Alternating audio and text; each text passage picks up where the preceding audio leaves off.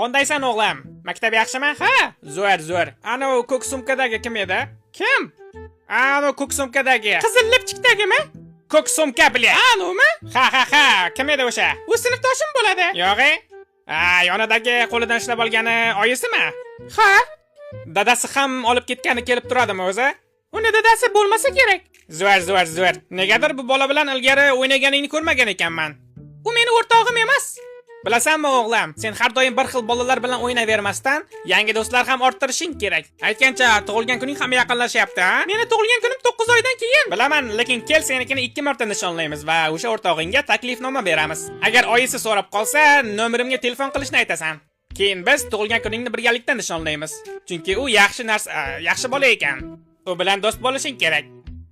Nima deysan, yaxshimi? Yaxshi. Zo'r. Unda quyon hujumga o'tadi.